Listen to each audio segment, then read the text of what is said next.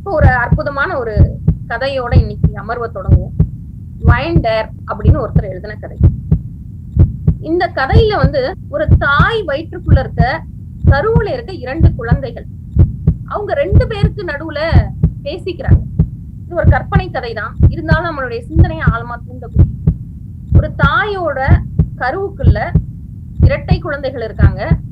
அந்த 2 குழந்தைகளும் அவங்களுக்குள்ள ஒரு உரையாடல் நடத்துறாங்க. தாய் கருவறை எப்படி இருக்கும் அப்படின்னு நீங்களே பாத்துக்கோங்க. முழுமையான ஒரு இருட்டு, அதுல அவங்களுக்கு உணவு தொப்புள் கொடி வழியா உணவு போயிட்டு இருக்கு. அந்த நீர் குடத்துக்குள்ள தண்ணீருக்குள்ள 2 குழந்தைகளும் உள்ள மீன் குஞ்சுகள் போல உள்ள நீந்திட்டு உள்ள இருக்காங்க. கொஞ்ச நாள்ல பிறக்க போறாங்க.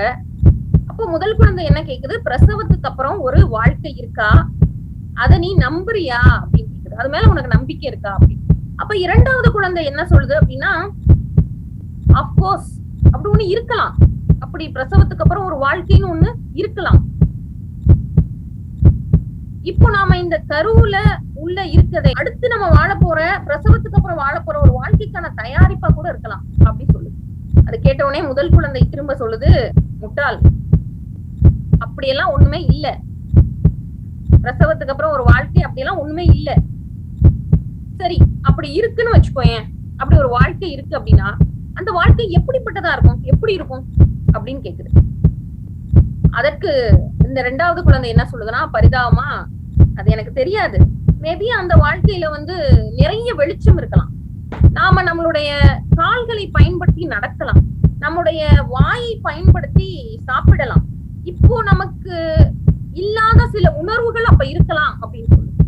அப்போ முதல் குழந்தை சொல்லுது, அட உனக்கு கொஞ்சம் கூட அறிவே இல்லையா, நடக்கிறதா அப்படி ஒண்ணு இருக்கா, வாயில சாப்பிடுறதா, நீ சொல்றது ஏதாவது நம்புற மாதிரி இருக்கா அப்படின்னு கேக்கு.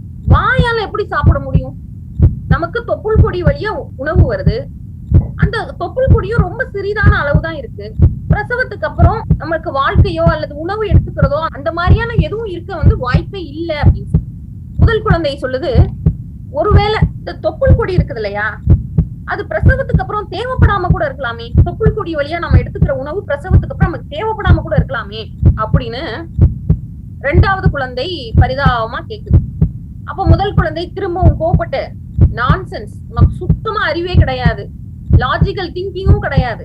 டெலிவரிக்கு அப்புறம் ஒரு வாழ்க்கை இருந்தா, பிரசவத்துக்கு அப்புறம் நமக்கு ஒரு வாழ்க்கை இருந்தா, அப்படி ஒண்ணு இருந்ததுன்னா அப்படி அங்க வாழ்ந்தவங்க யாராவது இங்க திரும்பி வந்திருக்கணும்ல, அப்படி வரலையே, நம்ம அப்படி யாருமே அங்க போயிட்டு திருப்பி வந்த யாருமே நம்ம பார்க்கல.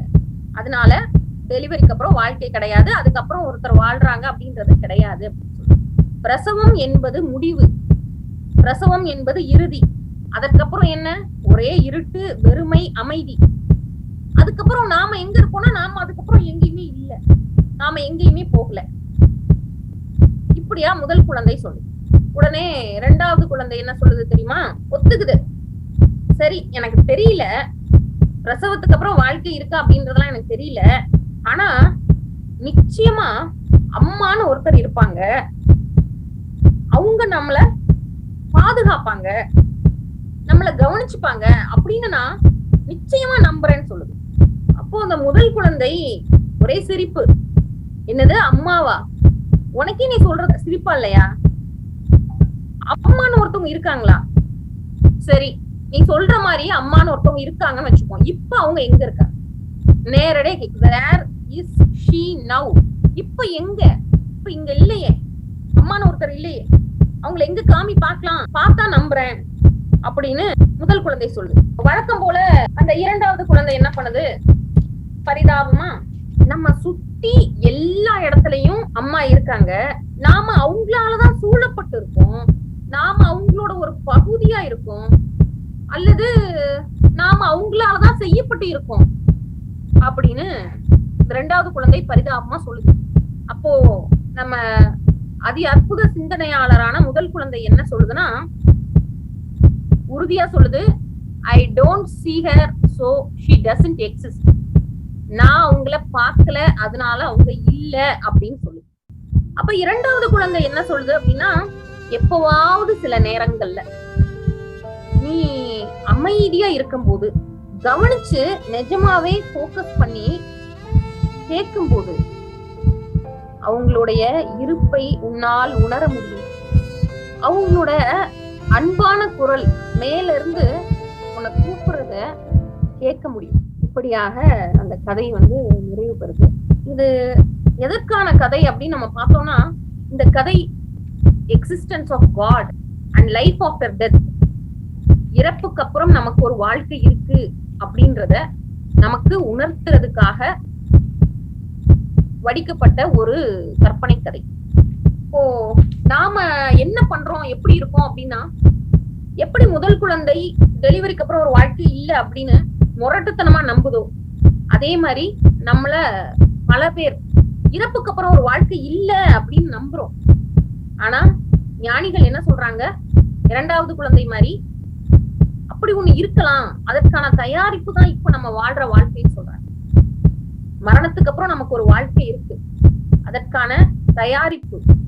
எப்படி கருவறையில இருக்க குழந்தை முழு போஷாக்கா கருவுல வளர்ந்து பிறக்கும் போது முழுமையா பிறக்குதோ, அதே மாதிரி மரணத்துக்கு அப்புறம் இருக்க வாழ்க்கைக்கான தயாரிப்பு தான் இப்போ நம்ம இருக்க வாழ்க்கை அப்படின்னு ஞானிகள் எல்லாம் சொல்றாங்க. நாம என்ன சொல்றோம், முட்டாள், அப்படி ஒண்ணும் இல்ல, அப்படி இருந்தா அப்படி ஒரு வாழ்க்கை எப்படி இருக்கும், ஏதோ சொர்க்கம்ன்றீங்க நரகம்ன்றீங்க, மரணத்துக்கு அப்புறம் ஒரு வாழ்க்கை இருக்குன்னு வச்சுக்கோங்க, அது எப்படி இருக்கும் அப்படின்னு நம்ம கேட்கிறோம். ஏன்னா நாம பார்த்தது இல்ல, மரணத்துக்கு அப்புறம் இருக்க வாழ்க்கை நம்மளுக்கு தெரியாது. எப்படி அந்த குழந்தைக்கு கருவுல இருந்து வெளியே வந்த பிறகு இந்த உலகம் எப்படி இருக்கும்னு தெரியவே தெரியாதோ, அதே மாதிரி இப்போ நமக்கு மரணத்துக்கு அப்புறம் இருக்க வாழ்க்கை எப்படி இருக்கும்னு தெரியவே தெரியாது, நம்ம பார்த்தது இல்லையே. அப்போ ஞானிகள் என்ன சொல்றாங்க, ஒளிமயமா இருக்கதா சொல்றாங்க. நிறைய வெளிச்சம் இருக்கலாம். எப்படி கருவுல இருக்க குழந்தைக்கு நிறைய வெளிச்சம் அப்படின்றது இருட்டுக்குள்ளேயே இருக்க குழந்தைக்கு தெரியாதோ, பார்த்தாதானே தெரியும் வெளிச்சத்துக்கு. காலால நடக்கலாம், வாயால சாப்பிடலாம், அதெல்லாம் கருவுல இருக்க குழந்தைக்கு சாத்தியம் இல்லை, தண்ணிக்குள்ள நீந்திட்டு இருக்கு. அதே மாதிரி இப்ப நமக்கு இல்லாத சில புலன்களோ உணர்வுகளோ உறுப்புகளோ சில வடிவமைப்புகளோ நமக்கு அதுக்கப்புறம் கொடுக்கப்படலாம், அதற்கப்புறம் நமக்கு இருக்கலாம், அதன் மூலமாக நம்மளுடைய வாழ்க்கை இருக்கலாம். அது இப்போ நமக்கு புரியுமா அப்படின்னு பாத்தீங்கன்னா, இப்போ நமக்கு புரியல. புரியாததுனாலதான் நாம மரணத்துக்கு அப்புறம் வாழ்க்கை இல்ல அப்படின்னு முழுமையா நம்புறோம். அதே மாதிரி முதல் குழந்தை கேக்குது இல்லையா, பிரசவத்துக்கு அப்புறம் ஒரு வாழ்க்கை இருக்கு அப்படின்னா அங்கிருந்து ஒருத்தருமே திருப்பி வரவே இல்லையே அப்படின்னு கேக்குது. பிறந்த குழந்தை திரும்ப கருவறைக்குள்ள போக முடியுமா? முடியாது. அதே மாதிரிதான் நம்ம கேள்வி இருக்கு. சரி, ஞானிகள்லாம் என்ன சொல்றாங்க, சரிப்பா மரணத்துக்கு அப்புறம் வாழ்க்கை இல்ல, அது இல்ல, இது இல்லன்னு, சொர்க்க நரகம் இல்ல, ஒண்ணுமே இல்ல, விட்டுடு. கடவுள்னு ஒருத்தர் இருக்காரு, அவரை ஒரு நாள் நாம சந்திப்போம், அவரோட கலப்போம் நம்ம அப்படின்னு ஞானிகள்லாம் சொல்றாங்க. எப்படி அந்த குழந்தை அம்மான்னு ஒருத்தவங்க இருப்பாங்க, நம்ம பிறந்த பிறகு அவங்க நம்மளை பாதுகாப்பாங்க, வளர்ப்பாங்க அப்படின்னு சொல்றாங்க. நமக்கு என்ன தோணுது, நாம என்ன சொல்றோம், எப்படி அந்த குழந்தை தாயோட கருவுக்குள்ள இருந்துட்டே தாய் எங்க காமி பார்ப்போம் அப்படின்னு சொல்லி சிரிக்குதோ, அதே மாதிரி நாம என்ன பண்றோம், கடவுள் எங்க காமி அப்படின்னு சொல்லிட்டு சிரிக்கிறோம்.